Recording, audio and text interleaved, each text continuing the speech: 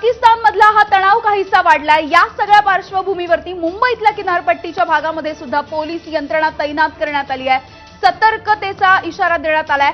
भादवार park किनारपट्टी भागामध्ये सुद्धा गस्त वाढवली गेली आहे। मुंबईमधल्या किनारपट्टीच्या भागामध्ये पोलिसांनी कसून तपासणी सुद्धा सुरू केलेली आहे आणि फारसं कुठल्या नागरिकांनी आता चौपाट्यांवरती जाऊ नये, खबरदारी घ्यावी असंच एकंदरीत वातावरण आहे। याचाच आढावा घेतलेला आहे भादवार पार्क परिसरामधून आमच्या प्रतिनिधींनी। आपण बघूयात।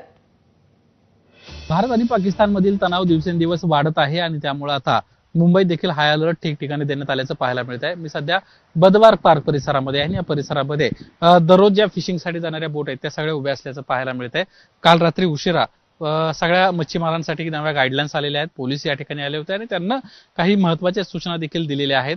आतमध्ये जास्तीत जास्त जाऊ नका अशा पद्धतीच्या सूचना आहेत किंवा गुजरात बॉर्डर पर्यंत मच्छीमारीसाठी जाऊ नका असं देखील सांगण्यात आलंय, कारण तिथूनच पाकिस्तानचे बॉर्डर अगदी जवळ आहेत। आय कार्ड स्वतःसोबत ठेवा असं देखील सांगण्यात आलेलं आहे, कारण कुणीही अनोळखी व्यक्ती मुंबईत प्रवेश करू शकतो आणि त्यासाठी ह्या महत्त्वाच्या सूचना देण्यात आल्यात। मच्छीमारांचे या ठिकाणचे स्थानिक नेते जयेश भोईर आपल्यासोबत आहेत। जयेश, काय सांगाल तुम्ही?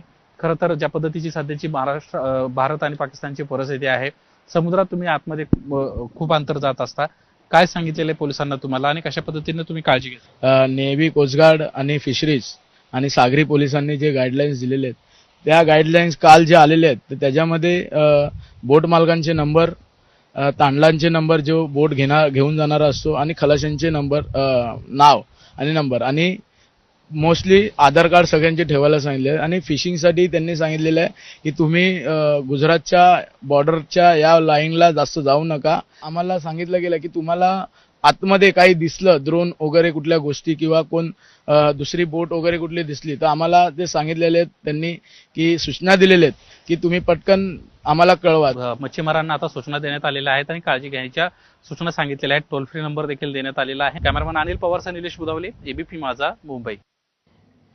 केवळ किनारपट्टी भागातच नाही तर मुंबईतल्या टाटा कॅन्सर हॉस्पिटलमध्ये देखील पोलिसांनी मोठा बंदोबस्त तैनात केलेला आहे आणि याचा कारण